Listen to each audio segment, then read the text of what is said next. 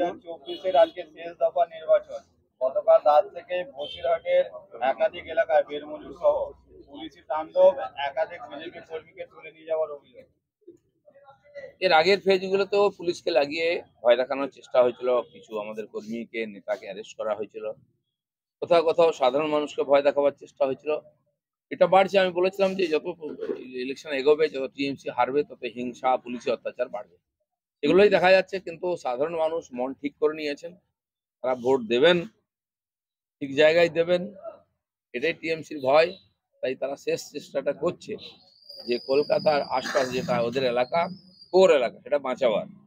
তো আমার মনে হয় এবারে কেল্লাতে ধস নেমে যাবে। আজকে তো তৃণমূলের গড়, মানে একবারে সে গড়ে ভোট। বসিরহাটের বিজেপি প্রার্থী রেখা পাত্র বলছেন যে এই প্রথম নিজের ইচ্ছে মতো ভোট দেবো। ঠিক বলেছেন। আমাদের বর্ধমানেতেও বহু জায়গায় কয়েক বছর পরে লোকেরা নিজের মতো করে ভোট দিয়েছেন। সারা পশ্চিমবঙ্গে এটা হয়েছে। বসিরহাট থেকে আরম্ভ করে মথুরাপুর, এটা সব জায়গায়, কলকাতা, সব জায়গায় হবে। সাধারণ মানুষ ভোট দেবেন এবং ইচ্ছে মতো ভোট দেবেন, পরিবর্তনের ভোট দেবেন। যারা ওখানে গড় বানিয়ে দেখে, অনেক গড় আমরা তুলে দিয়েছি, ভেঙে দিয়েছি। এবারে কলকাতা আশপাশের এই গড়কে আমরা ভাঙবো। দাদা, এই 2024-এর যে লোকসভা ভোট, সেখানে একটা অভিযোগ উঠছে যে ওপেন এআই এই প্রযুক্তিকে ব্যবহার করা হয়েছে ইসরায়েলি একটা সংস্থার মাধ্যমে, এবং বিদেশি শক্তি তারাও ইনভেস্ট করেছে বিজেপির বিরুদ্ধে আর কি। মানে অনেক কিছু চক্রান্ত হয়েছে আগের থেকে, হাজার হাজার কোটি ডলার ইনভেস্ট হয়েছে, কিন্তু সব বেকার যাবে। এর আগের ফেজগুলো ভোটেতে মানুষ বুঝিয়ে দিয়েছে তারা রাষ্ট্রবাদের পক্ষে আছেন, তারা মোদিজির পক্ষে আছেন। আজকের শেষ ফেজ ভোটে তো ঠিক তাই হবে। যেভাবে শুরু হয়েছিল ভোট, সেভাবে শেষ হবে। আর মোদিজি 370 আসন চেয়েছেন, লোক ওটা ওনাকে দেবে। দাদা, আর বিরোধীরা, মানে যেহেতু নরেন্দ্র মোদী কন্যাকুমারিকায় ধ্যানে আছেন, তাই বিরোধীরা মেরুকরণের সওয়াল করছেন এবং কমিশনে নালিশ করছেন। কংগ্রেসের পক্ষ থেকে ইতিমধ্যে কমিশনে নালিশ করা হয়েছে। সবকিছুতে নালিশ। মোদিজি কেন পরোটা খেলেন সেটা নিয়ে নালিশ, মোদিজি কেন ঢোকলা খেলেন সেটা নিয়ে নালিশ, যদি বাংলায় এসে এখানকার খাবার খান তাও নালিশ। সব ব্যাপারে নালিশ। আর নালিশ করবেন না রাজনীতি করবেন? পাবলিকের কাছে যান না সব সময়, নির্বাচন কমিশন নাহলে আদালত। এটা লড়াই করার জায়গা নয়। লড়াই করার জায়গা হচ্ছে সাধারণ সমাজের, যে যেখানে থাকেন ময়দান, সেখানে লড়াই। সে লড়াই শেষ হয়ে গেছে, মোদিজি সে লড়াই জিতে নিয়েছেন। তো দেখা যাক। এইসব কমপ্লেনের কোনো মানেই হয় না। ভোট শেষ হয়ে গেছে। নরেন্দ্র মোদী গেছেন আমাদের কন্যাকুমারীতে, আমাদের লোকরাই সেই বিশ্ববিখ্যাত সৌধ তৈরি করেছেন। সেটা ভারতের কাছে গৌরব। বিবেকানন্দ 2.5 দিন যেখানে ধ্যান করেছিলেন, সেটা আমাদের কাছে স্বাভিমানের প্রতীক। এখানে মোদিজি নিজের যে 2 মাস, 3 মাস, 4 মাস ধরে প্রচার করেছেন, তার বাকি নিজের শক্তি সঞ্চয় করার জন্য, তপস্যা করার জন্য গেছেন। তাতেও কষ্ট হচ্ছে। আপনারা তো কোনোদিন যান না, ভারতীয় সংস্কৃতিকে সম্মান করেন না, আপনারা কান্নাকাটি করলে কি হবে? আমার মনে হয় এটা শেষ প্রয়াস করছেন না। এই নির্বাচনে বিরোধীদের শক্তির তো পরীক্ষা করার সুযোগ থাকবে না, তাদের অস্তিত্ব নিয়ে প্রশ্ন উঠে যাবে। দাদা, জেল যাত্রার পর কেজরিওয়াল বলছেন যে তার নাকি ওজন বাড়ছে না। আর যদিও জেল কর্তৃপক্ষ তরফ থেকে রিপোর্ট পেশ করা হয়েছে এবং বলা হচ্ছে যে জেল যাত্রা আটকাতে তিনি এ ধরনের বিভ্রান্তি করেন। তা ওজন তো বাড়বে যখন পার্মানেন্টলি জেলে থাকবে। তিহার জেলে খুব ভালো ব্যবস্থা আছে। ভোট হয়ে গেলে আবার যেতে হবে ভেতরে। ওখানকার ট্রিটমেন্ট, মাসাজ সবই আছে ওখানে। সব সুযোগ পাবেন এবং লম্বা সময় ধরে পাবেন। তার অপেক্ষা করুন।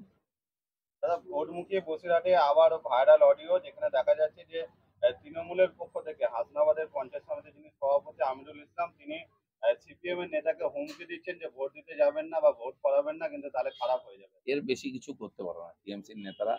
সমাজ বিরোধী যে নেতা হয় তাহলে এরকমই রাজনীতি হবে। সেটাই হচ্ছে। আমার মনে হয় এখানকার এবারের মানুষ এর বিরুদ্ধেই ভোট দেবে।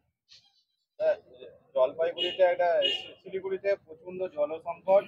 গতকাল বামেরা বিক্ষোভ দেখিয়েছে, বিজেপিও বিক্ষোভ দেখাচ্ছে, এবং যেটা দেখা যাচ্ছে যে আবর্জনার গাড়ি করে জলের পাউচ দেওয়া হচ্ছে। কালকে আমিও ভিডিও পোস্ট করেছি। আর দিল্লির এবং শিলিগুড়ি যারা মোদিজির বিরুদ্ধে স্লোগান দিচ্ছে, এই দিচ্ছে, বিরোধিতা করছে, আন্দোলন করছে, সেই ইন্ডি জোটের সরকার যেখানে আছে, মানুষ খাবার জলটুকু পর্যন্ত পাচ্ছে না। মোদিজি তো বাড়ি বাড়িতে চাল ডাল থেকে আরম্ভ করে খাবার থাকার ব্যবস্থা সব করছেন। তো তারা কিসের অধিকারে মোদিজির বিরোধিতা করছে? মানুষ সব দেখছে। জলের জন্য হাহাকার, লম্বা লম্বা লাইন, জলের গাড়িতে লোক উঠে যাচ্ছে। পাকিস্তানে আমরা দেখতাম আটার গাড়িতে উঠে যাচ্ছে লোকেরা, আটা নাই বলে। দিল্লিতে দেখুন, জল এসছে গাড়ির উপরে চড়ে যাচ্ছে লোকেরা। শিলিগুড়িতে লম্বা লম্বা লাইন পড়েছে বালতি নিয়ে, মারামারি হচ্ছে জলের জন্য। কেন এই দুর্দশা? আপনাদের কি তারপরে মানুষ ভোট দেবে? ভাবুন সবাই। দাদা, আজকে যে নটা রিপোর্টের ভোট আছে সেখানে অভিষেক বন্দ্যোপাধ্যায় নিজের কিন্তু ভোট আছে সেখানে তৃণমূল অভিষেক বন্দ্যোপাধ্যায় এবার হ্যাট্রিক, ঠিক আছে। 4 তারিখ অবধি অনেকেই জিতে আছেন। 4 তারিখের পরে বিজেপি জিতবে সব জায়গায়। ক্রিকেট খেললেন,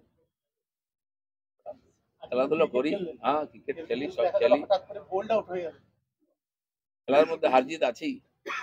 শেষ দিনের প্রচারে অভিষেক ব্যানার্জিও বলেছেন যে আপনার নাম করে বলেছেন যেখানে দাঁড়ালেন না, চ্যালেঞ্জ করলেন না, তো ডায়মন্ড হারবারে দাঁড়াতে পারলেন না।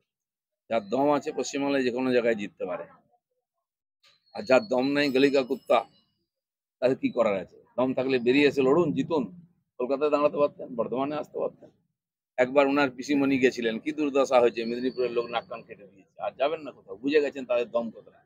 বাংলার বাইরে কোথাও পা রাখতে পারলেন না। হাজার হাজার কোটি টাকা খরচা করে একটা এমএলএ এমপি একটা পঞ্চায়েতে জিততে পারলেন না। ত্রিপুরায় একটা কাউন্সিলর জিতেছিল, সেও দুদিন পরে চলে এলো বিজেপি। তাদের দম জানা আছে। अपने घर में कुत्ता भी शेर होता है। দাদা, তৃণমূলের নবীন আর প্রবীণের দ্বন্দ্ব যেটা দেখা যাচ্ছে যে এই যে 9 দফা ভোট হচ্ছে 9টা কেন্দ্রে, সেখানে 9 দফার পরে সব দফা রফা হয়ে যাবে। 4 তারিখের পরে দেখুন দ্বন্দ্ব কাকে বলে। তখন তো ভাঙা গড়া শুরু হবে, দ্বন্দ্ব হবে না। সৌগত রায় এবং হচ্ছে কল্যাণ বন্দ্যোপাধ্যায় তাদের তো প্রচারে গেলেনই না। সেটা ওদের পার্টির ব্যাপার, কে কোথায় যাবে না যাবে। কারণ বুঝে গেছেন কোথাও কোনো চান্স নেই। নিজের জায়গা আগলে ছিলেন। আগে যেখানে প্রচার করতে গেছিলেন উত্তর বাংলার বিভিন্ন জায়গায়, সেখানকার রেজাল্ট বোঝা গেছে। সেই জন্য আর বেশি সময় নষ্ট করেননি, ঘর বাঁচাবার কাজে ব্যস্ত আছেন সবাই। চলুন। দাদা, বর্ধমানে ভোটের পর বিজেপির যারা বুথে এজেন্ট ছিলেন বা অন্যান্য কর্মী, তাদের মধ্যে টাকা পাওয়া বা পয়সা নিয়ে একটা কোনো সমস্যা দেখা দিয়েছে। কেউ কেউ প্রচার করেছেন যারা আপনাদেরকে সবসময় খবর দেন। পার্টির খবর নয়, এটা খবরই নয়। এ ধরনের লোক আছে আমাদের পার্টিতে অনেকদিন ধরে। তারা পার্টিকে ব্ল্যাকমেল করে পয়সা তোলে, খায়। এবার আর ব্ল্যাকমেল করে কাজ হচ্ছে না, কারণ এই ধরনের যারা আড়কাঠি এজেন্ট, যারা দুই দিকে পা রাখে, তাদেরকে বিজেপি পাত্তা দেবে না। এদের বাদ দিয়ে বিজেপি জিতছে। তাই সোশ্যাল মিডিয়ায় হাতিয়ার। যাদের পাগলামি, যাদের কথাবার্তা কেউ শোনে না, তারা এইসব অনর্গল কথাবার্তা সোশ্যাল মিডিয়াতে লেখে।